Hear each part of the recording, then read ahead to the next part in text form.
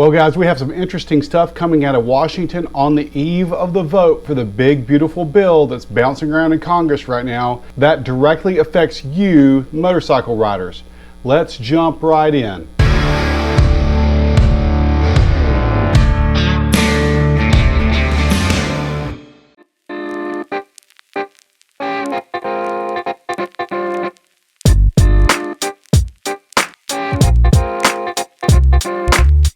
If you've been living under a rock, here recently there is a big bill that's bouncing around in Congress right now that has some provisions about tax. It touches a bunch of different things, and it's been called the Big Beautiful Bill. Now, before we start jumping into a whole bunch of stuff, we don't do politics here on this channel.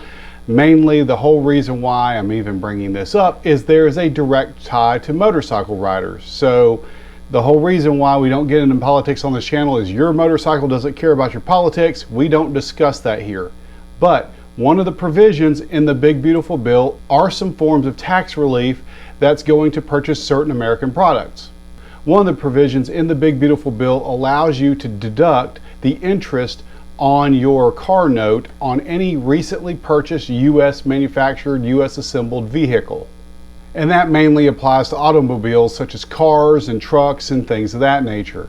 They have to be for personal use and have to be purchased new. But in the House version of the Big Beautiful Bill, there was an extra provision that was included. That includes the ability to deduct on your taxes the interest paid on all new motorcycle purchases as well. In order to qualify, the motorcycle must be assembled in the United States, must be purchased new, and has to be for personal use, and has to be purchased within this time frame. And that's huge, right? Because other types of pleasure vehicles in the past, like RVs and things like that, there may have been some tax breaks on those, especially considering second homes and things of that nature. But here, the Big Beautiful Bill includes something specifically for motorcycle riders that have nothing like this has ever existed before. And that's huge, right? Because for some motorcycle riders, that's their main form of transportation. Certain motorcycle riders, and I've seen other people on YouTube, and I have actually lived this lifestyle myself. At one point in time, my motorcycle was the main way for me to get around. I had no other reliable form of transportation. And so I think if you're going to offer something to people who ride or who drive cars and ride in cars, then necessarily you'll need to offer the same thing to people who ride motorcycles, just because there is that certain segment of the population that is their primary way to get around, that is their primary ride. So what's the big deal?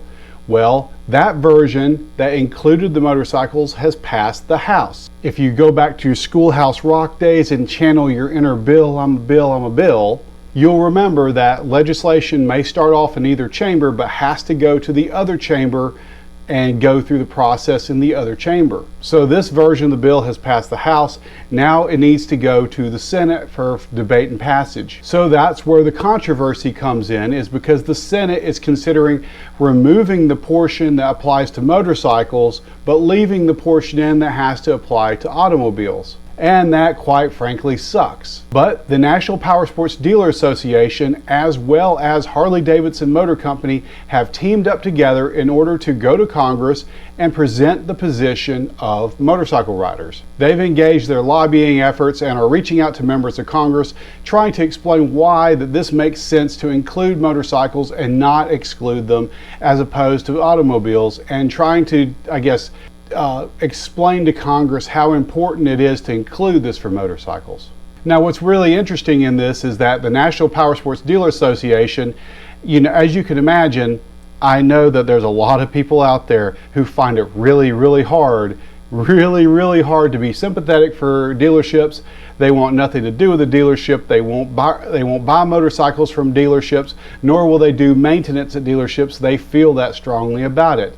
And then there's an air of dealerships make enough money, so why should we have to patronize them and all this other stuff. But in this instance, the dealerships are going to bat to include this provision because, Well, it serves their self-interest as well. They reason, I imagine that they reason, that if this tax abatement or tax provision were to pass, it might spur the sale of additional motorcycles that are American made, and I'm sure that is a good segment of their business. Harley-Davidson, on the other hand, also stands to gain in this situation. It explains why exactly they would want to engage themselves in this process. After all, a lot of the motorcycles in their line are U.S. assembled, although they have moved some production overseas, but we're not going to talk about that right now. The vast majority of their lineup is U.S. assembled and therefore would qualify for this tax credit or tax recalculation or whatever we want to call it. They would stand to benefit from this particular tax provision. Also, I imagine that many Harley-Davidson dealerships are members of the National Powersports Dealer Association, so there's some overlapping interest right there, and yeah, it's just all around, it benefits both of those entities greatly in order to push this legislation. And at the end of the day, all of this affects you, the motorcycle rider, because if you're in the market for a brand new motorcycle, hey, guess what? You might be able to deduct your interest off of your income taxes now, which is huge, can be huge. Especially if you're sitting on that cusp of a tax bracket, that may be everything. That might have been just the difference, if you had no other deductions, just the difference to get you into that next tax bracket.